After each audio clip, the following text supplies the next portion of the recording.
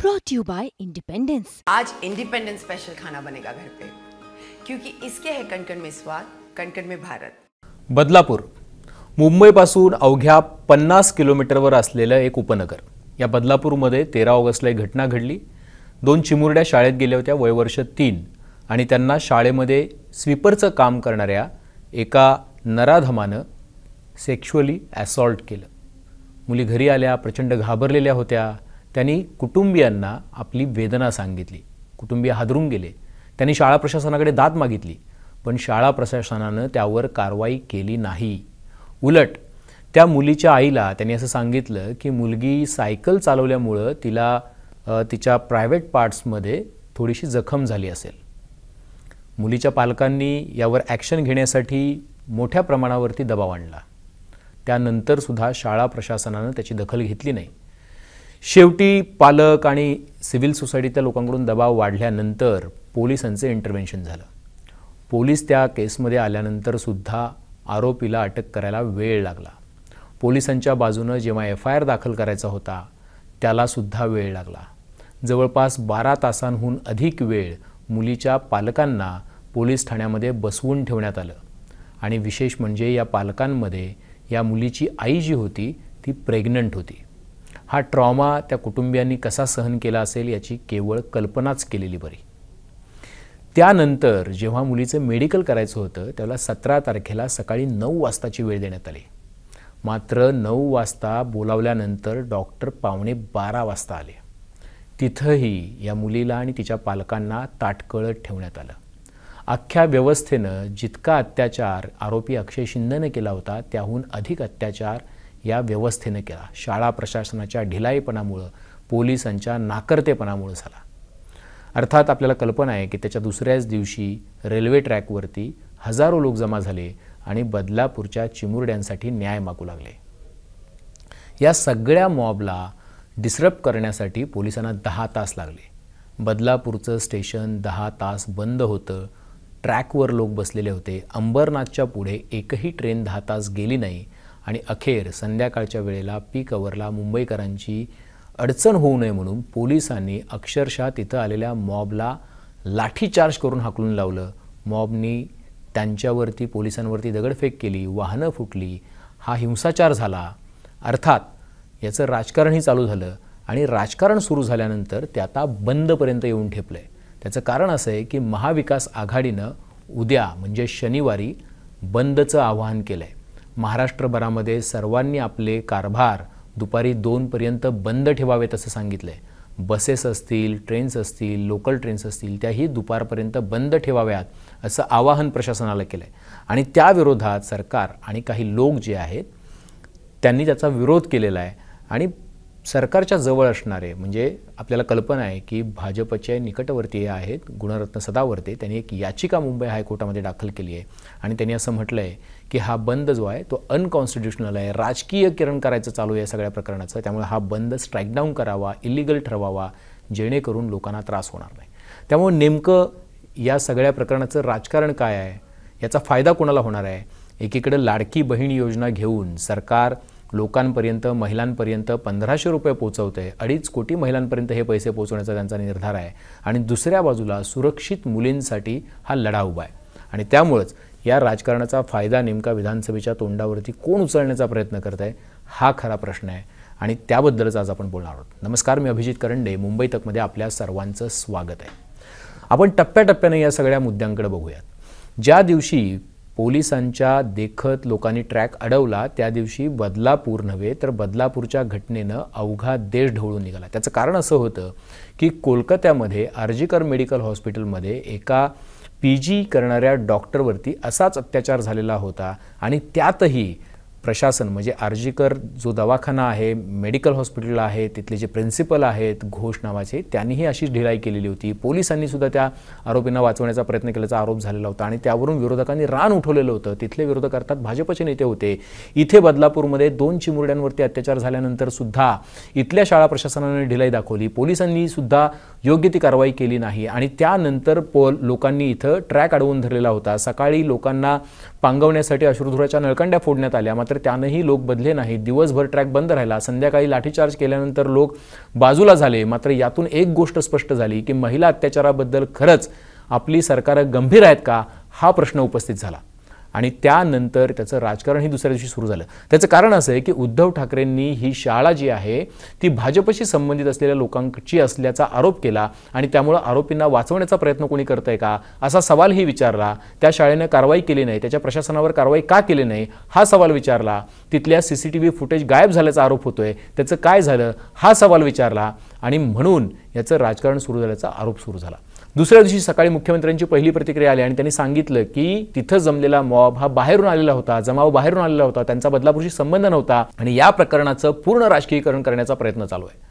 मात्र हे सगळं सुरू असतानाच आज म्हणजे बदलापूरच्या व्हायलन्सच्या घटनेला 3 दिवस उलटून गेल्यानंतर आज या प्रकरणामध्ये उद्धव ठाकरेंनी बंद पुकारला. त्यांनी आपली भूमिका स्पष्ट केली. काय भूमिका मांडली आहे उद्धव ठाकरेंनी आणि महाविकास आघाडीच्या नेत्यांनी, म्हणजे शरद पवारांनी सुद्धा आपली भूमिका स्पष्ट केली. ते म्हणाले की सरकार जे आहे ते महिलांच्या सुरक्षेबद्दल, मुलींच्या सुरक्षेबद्दल गंभीर नाही आहे आणि ते गांभीर्य जाणवावं. बदलापूरच्या पीडितेला ज्या पद्धतीचा एक पेन सहन करावं लागली, वेदना सहन करावी लागली, त्या वेदनेचा निषेध म्हणून, सरकारच्या नाकर्तेपणाचा निषेध म्हणून आपण हा बंद पाळतो आहोत.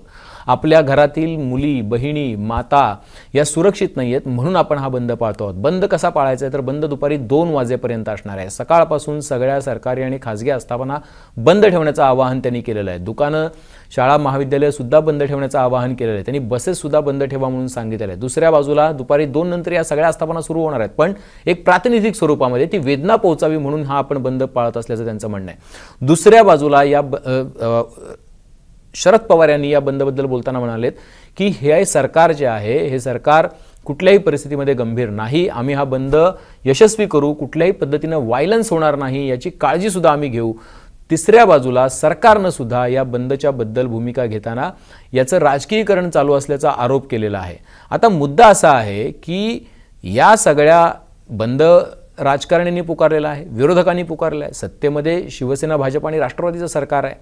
मग सदावर्ते, गुणरत्न सदावर्ते जे मराठा आरक्षणाच्या विरोधातले याचिकाकर्ते होते, तेच या सुद्धा प्रकरणातले याचिकाकर्ते. ते असं म्हणतात की हा बंद जो आहे तो अनकॉन्स्टिट्युशनल आहे आणि मालमत्तेचं नुकसान होण्याच्या घटना बंदमध्ये घडतात, त्यामुळं तुम्ही हा बंद जो आहे तो इलिगल ठरवावा असं त्यांनी म्हटलंय.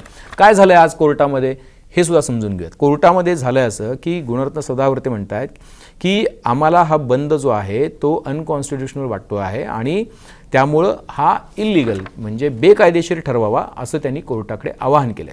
त्यावर कोर्ट असं म्हणतंय की तिथं ऑलरेडी कायदा काम करतोय, राज्य सरकारला कायद्याच्या अधीन राहूनच हा बंद कसा पाळला जातो हे बघायचं आहे.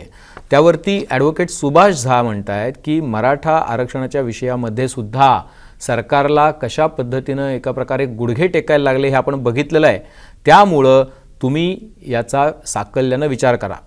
कोर्ट म्हणतंय की आम्हाला हेच समजत नाही आहे की तुम्ही ही पिटिशनच का फाईल केली आहे, कारण स्टेट मशिनरी, राज्य सरकार तिथं आहे, ते त्याची काळजी घेतील. त्यावरती सुभाष झा जे आहेत ॲडव्होकेट ते म्हणतायत की आम्ही बघितलेलं आहे की सरकारनं याआधीसुद्धा अशा पद्धतीच्या आंदोलनामध्ये गुडघे टेकले आहेत आणि हे परत परत होऊ नये ही आमची इच्छा आहे आणि आपण म्हणजे हायकोर्ट जे आहे ते सुप्रीम कोर्टानं दिलेल्या निकालाला अधीन आहे, त्यामुळं तुम्ही हा बंद जो आहे तो इल्लिगल ठरवावा अशी मागणी केली. त्यावर सरकार म्हणतंय कोर्ट म्हणतंय की सरकार त्याची काळजी घेईल आणि सरकार त्याला म्हणजे तो बंद जो आहे तो शांततेने पार पाडायला सक्षम नाही असं कोण म्हणतंय. त्यावरती ॲडव्होकेट जनरल, सरकारचे वकील, महाधिवक्ता ते म्हणाले की आम्ही काळजी घेऊ. कोर्टानं थेटपणे सुनावलेलं आहे याचिकाकर्त्यांना की हा विषय जो आहे तो पॉलिटिसाइज तुम्ही करू नका, कोर्टाला पॉलिटिक्समध्ये खेचू नका. कोर्टाचा आणि या पॉलिटिक्सचा काहीही संबंध नाही. कोर्ट म्हणतंय की जर अशा पद्धतीनं कोणी बंदची हाक दिली असेल तर त्यावर कारवाई करण्यासाठी स्टेट सरकार म्हणजे राज्य सरकार बाउंड आहे, म्हणजे त्याला अधीन त्यांना कारवाई करावीच लागेल. सदावर्तेंनी त्यावर म्हटलंय की prevention is better than cure, म्हणजे तुम्ही प्रतिबंधात्मक उपाय हाच त्याबद्दलचा उपाय सगळ्यात महत्त्वाचा उपाय आहे. लोकांना त्याचा त्रास सहन करावा लागतो आणि माझी जी याचिका आहे ती कायदेशीर आहे आणि फॅक्च्युअल ॲस्पेक्ट जे आहे त्याला अधीन राहून आम्ही ही याचिका केलेली आहे. कोर्टाने काही प्रश्न विचारलेले आहेत. कोर्ट विचारतोय की the question is why do you want to drag the court in this, म्हणजे कोर्टाला तुम्ही या सगळ्या राजकारणामध्ये का खेचताय. तुमची जी याचिका आहे ती ॲप्रिहेन्शनवरती डिपेंड आहे आणि इव्हेंच्युअली ते घडेल की नाही घडेल माहीत नाही आहे. म्हणजे त्यामुळं जे काही घडेल ते उद्या घडेल आणि त्यानंतर तुम्ही आमच्याकडे या की जर असं काही घडलं तर. त्यामुळं कोर्टानं या सगळ्यामध्ये खरं तर हस्तक्षेप करण्यासाठी सकाळी नकार दिलेला होता आणि ॲडव्होकेट जनरल जे होते सरकारचे महाधिवक्ता बिरेन सराफ त्यांनी इथं आश्वस्त केलेलं होतं कोर्टाला की the state is taking all steps to maintain law and order, म्हणजे आम्ही लॉ अँड ऑर्डर मेंटेन करण्यासाठी सगळी पावलं उचलणार आहोत. As far as the declaration of bandh is illegal that is something that the court may consider if the lordship want to, म्हणजे हा बंद जो आहे तो बेकायदेशीर आहे हे आमचं म्हणणं आहे. पण कोर्टाला त्याची दखल घ्यायची असेल तर कोर्ट तशा पद्धतीने दखल घेऊ शकतं. मग ही सुनावणी जी आहे ती थोडी पुढे ढकलण्यात आली आणि 2:30 वाजता थोड्याच वेळापूर्वी ही सुनावणी चालू झालेली आहे. त्याच्यामध्ये ज्यावेळेला जस्टिस उपाध्याय जे आहेत त्यांच्यासमोर आणि जस्टिस अमित बोरकर जे आहेत त्यांच्यासमोर ही सुनावणी सुरू आहे. ॲडव्होकेट झा जे आहेत त्यांचे ते पिटिशनर मिसाळ जे आहेत त्यांचे वकील आहेत. ते म्हणतात की the call given for the Maharashtra bandh the very first major judgment which is still followed was delivered by Kerala high court on 3 situations: strike, हड़ताल और बंद. Kerala High Court has said that the call for band by the political party is unconstitutional and cannot be given. If it is given, then the High Court has the power to strike it down. म्हणजे केरळ हायकोर्टानं असा एक निर्णय दिलेला आहे की जर अशा पद्धतीने कुठल्याही राजकीय पक्षानं जर बंद पुकारला तर तो स्ट्राईक डाऊन करण्याचे अधिकार हायकोर्टाकडे आहेत. त्यामुळं आपण त्याच्या पुढे जाऊन ते म्हणतात की भीमा कोरेगाव किंवा मराठा आरक्षण यावेळेला ज्या पद्धतीचे म्हणजे व्हायलन्स झाला किंवा दंगे झाले त्याच्यामध्ये ज्या पब्लिक प्रॉपर्टीचं नुकसान झालं ते आपण सगळ्यांनी बघितलेलं आहे. आता कोर्ट याच्यामध्ये जो काही निर्णय देईल तो देईल, पण याच्यामध्ये राजकीयकरण करण्याचा आरोप ज्यावेळेला सत्ताधाऱ्यांकडून केला जातोय त्यावेळेला गुणरत्न सदावर्ते जे भाजपच्या जवळचे आहेत तेच ही याचिका घेऊन येत आहेत. त्यामुळं अशा पद्धतीनं दुसऱ्या बाजूनं सुद्धा त्याचं राजकारण सुरू आहे का हा एक प्रश्न आहे. आता शेवटचा प्रश्न की या बंदचा फायदा उचलण्याचा प्रयत्न कोण करते. बंदचा फायदा उचलण्याचा प्रयत्न निश्चितपणे विरोधक करतायत. का करतायत तर माझी लाडकी बहीण योजना जी आहे ती राज्य सरकारनं आणलेली आहे. लोकांच्या टॅक्सच्या पैशातून जे पैसे तिजोरीमध्ये जात आहेत त्यातूनच 1500 रुपये 2.5 कोटी महिलांना वाटण्याचं सरकारचं ध्येय आहे आणि यामुळे विधानसभेला महिला मतदार आपल्याकडे खेचण्याचा त्यांचा प्रयत्न आहे. पण दुसऱ्या बाजूला राज्य सरकारच्या या खेळीने महिलांना तुम्ही आर्थिकदृष्ट्या पैसे वाटून म्हणजे जनतेचेच पैसे जनतेला देऊन तुम्ही त्यांची मतं घेऊ पाहतायत अशा पद्धतीनं राजकारण करू पाहतायत. त्यावरती आक्षेप घेतलेला आहे विरोधकांनी आणि सरकार विरोधक असं म्हणतात की तुम्ही लाडकी बहीण योजना जेव्हा आणता आहात त्यावेळेला जी बहीण आहे ती सुरक्षित आहे का त्याची काळजी कोण घेणार हा खरा प्रश्न आहे. त्यामुळं आता बंदचं राजकारण चालू झालंय, बदलापूरच्या घटनेचं राजकारण चालू झालंय आणि एका वाक्यात सांगायचं तर लाडकी बहीण योजना विरुद्ध सुरक्षित बहीण अशा पद्धतीचं एक नॅरेटिव्ह, या दोन नॅरेटिव्हची लढाई जी आहे ती महाराष्ट्राच्या राजकारणामध्ये बघायला मिळणार आहे. आणि त्याचं कारण असं आहे की येत्या 2 महिन्यांमध्ये विधानसभेच्या निवडणुका आहेत. खरं तर बदलापूरच्या घटनेनंतर एकमुखानं सगळ्या राजकीय पक्षांनी या घटनेचा निषेध करायला हवा होता. 1500 रुपये महिलांना देणं हे जितकं त्यांना महत्त्वाचं वाटतं आहे तितकंच महत्त्वाची महिलांची आणि मुलींची शाळेतली सुरक्षिततासुद्धा आहे.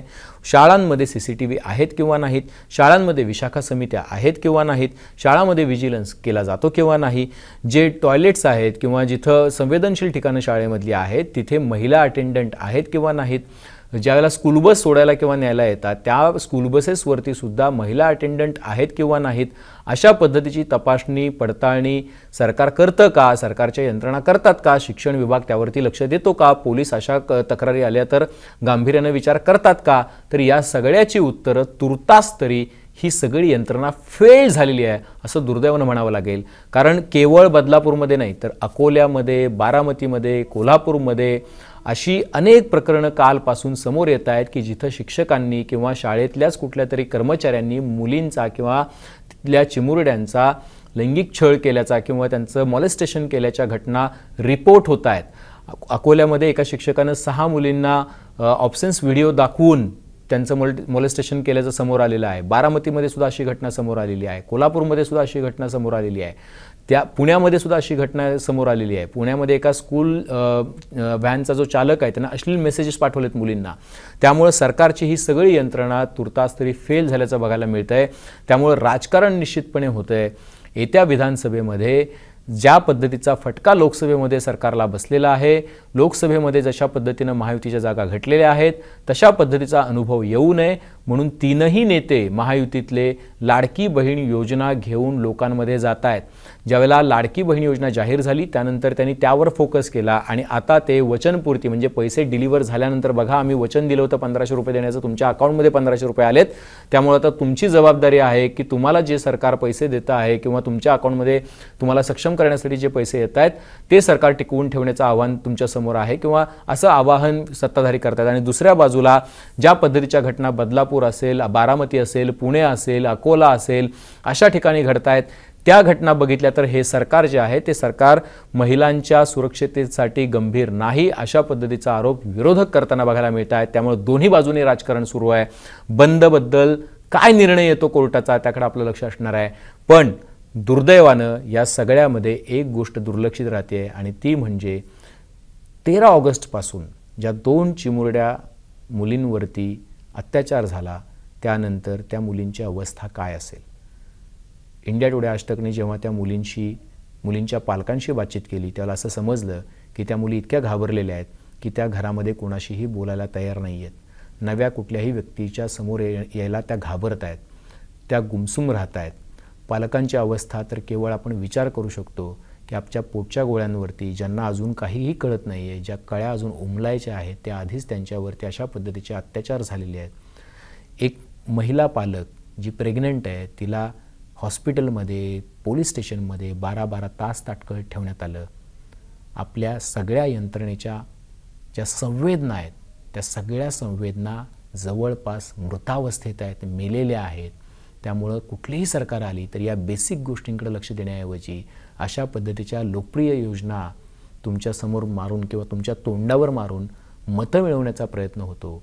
पण दुसऱ्या बाजूला ज्या वेळेला तुमच्या मुली, महिला, भगिनी शाळेमध्ये, कॉलेजमध्ये किंवा कुठल्याही वर्क स्टेशनमध्ये जिथं काम करायला जातात तिथं त्या सुरक्षित राहतील की नाही याची काळजी कोण घेणार हा खरा प्रश्न आहे. आणि हा प्रश्न जो सोडवेल, हा प्रश्न सोडवण्याची धमक किंवा हा प्रश्न सोडवण्याची इच्छाशक्ती ज्यांची असेल अशा पद्धतीची लोक आता यंत्रणेमध्ये खरंच आहेत का हे सर्वात मोठं प्रश्नचिन्ह आहे. तुम्हाला हा व्हिडिओ कसा वाटला? तुमचेही काही या प्रश्नावरचे मुद्दे असतील, काही मतं असतील तर ते कमेंट बॉक्समध्ये नक्की नोंदवा. बेल आयकॉनवरती क्लिक केलं तर सगळे अपडेट्स मिळत जातील. आणि सर्वात महत्त्वाचं म्हणजे मुंबई तकचं यूट्यूब चॅनल सबस्क्राईब करायला विसरू नका. पाहत रहा मुंबई तक.